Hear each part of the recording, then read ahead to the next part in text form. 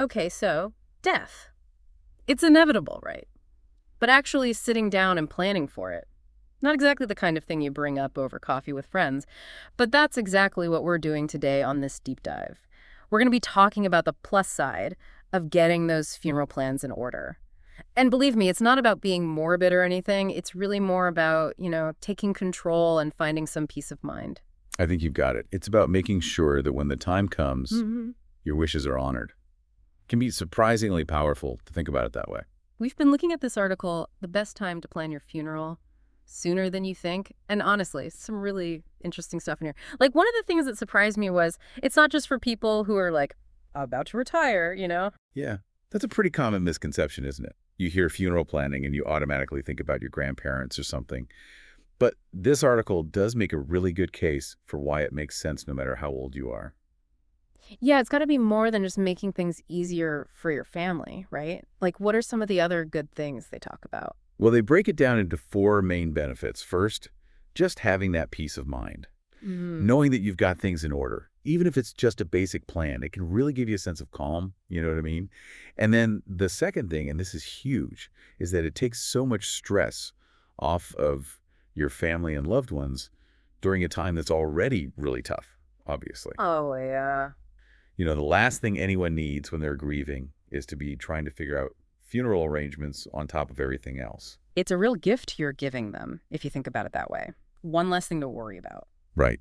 And then third, and this one might not be as obvious as the other stuff, is cost control.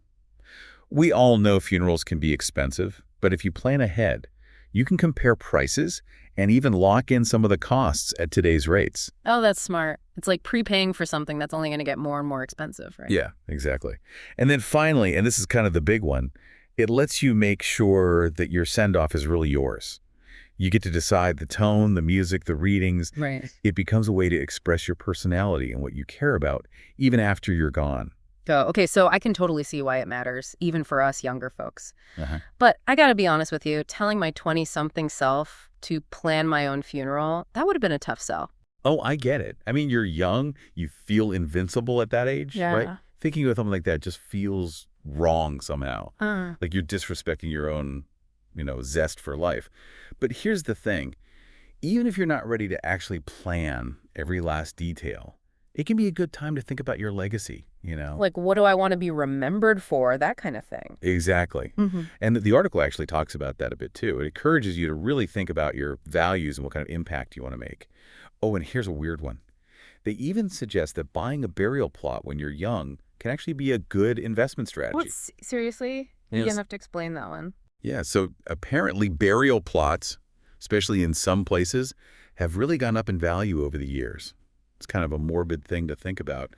But it just goes to show you that thinking ahead, even about these kinds of things, can have unexpected benefits. Huh. Well, you learn something new every day, I guess. Okay, so that's some good stuff for the younger people listening. But what about those of us who are, in our 30s and 40s? Life is pretty crazy already, you know what I mean? Careers, kids, mortgages. Who has the time to. Yeah, for sure. You're juggling a million different things. The last thing you need is one more thing to add to your to-do list, right? But the funny thing is, as busy as life is during that time, those are often the years when people hit these big milestones that make planning even more relevant. You're talking about those big life events, right? Like getting married, having kids, buying a house. Yeah, exactly. The article points out that those kinds of things often make people really confront their own mortality, sometimes for the first time. Yeah. And that can be a really powerful motivator to start getting things in order. It's like you've got people who depend on you, so it's not just about you anymore. Right. And, that kind of leads us into thinking about folks who are maybe in their 50s and beyond.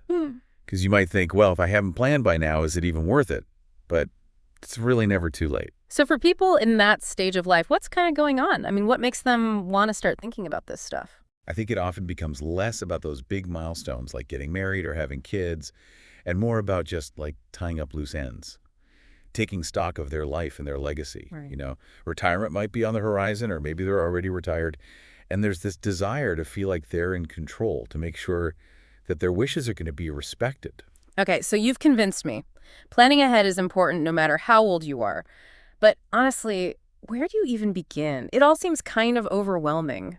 Yeah, I think a lot of people feel that way. But this article actually does a great job of just breaking things down into like the essential elements of a plan, Mm-hmm. which makes it feel a lot less intimidating. Okay, so what are the main things I should be thinking about? So the first big one, and this is kind of the foundation of everything else, is deciding between burial or cremation. Right.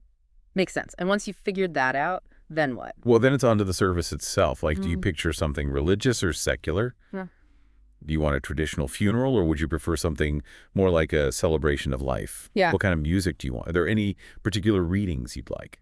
I went to a celebration of life a couple years ago for a friend of mine, and it was really beautiful. They didn't really focus on the sadness so much. Instead, everybody shared these amazing stories, and it really felt like, a true tribute to their life. I love that. And that's really what it's all about, right? Yeah. Finding what feels right for you. Oh, and speaking of stories, the article also mentioned something I hadn't even thought about, planning your obituary and eulogy. Oh, wow. Yeah. It's not just about the logistics, it's about how you're remembered, too. Hmm. I have to admit, I had not thought that far ahead. It's easy to overlook, yeah. But even if you just have some general thoughts about how you want people to remember you, that can be really powerful. Like, do you want to be known for your sense of humor? Or your generosity? Or your adventurous spirit? Thinking about those things now lets you shape that narrative, even a little bit. And you might even have some ideas about who you might want to speak at your service. Or maybe you could even, jot down a few funny stories they could tell? Exactly. It's all part of creating a send-off that really reflects who you are. And then, of course, there are the practical matters, like making sure that all your legal and financial affairs are in order, things like your will, your life insurance policies, that kind of stuff. Right, right. Can't forget about the paperwork. That actually makes me think about something else I've been wondering about.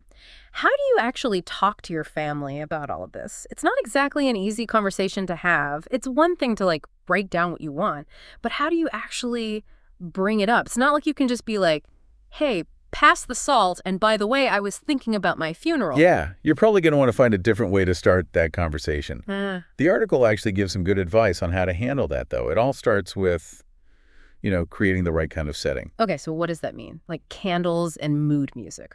Well, you can set the mood however you want. Mm-hmm. But the important thing is just to find a time and a place where everyone feels comfortable. Somewhere without a lot of distractions. Maybe it's a quiet night at home, or you could go for a walk in the park. Just find some place where you can really talk openly. So it's more about making it a conversation, not just like another thing to check off your list. Exactly. And, even when you found the right time and place, it can still be hard to actually get the words out right. Yeah, for sure. The article had a really good suggestion for that. They said that sometimes it's actually easier to write things down. Oh, interesting. Yeah, like you could put your thoughts in a letter, or you could use one of those funeral planning templates. Yeah. That way, everyone's clear on what you want, Right. and your family can always look back at it later if they need to.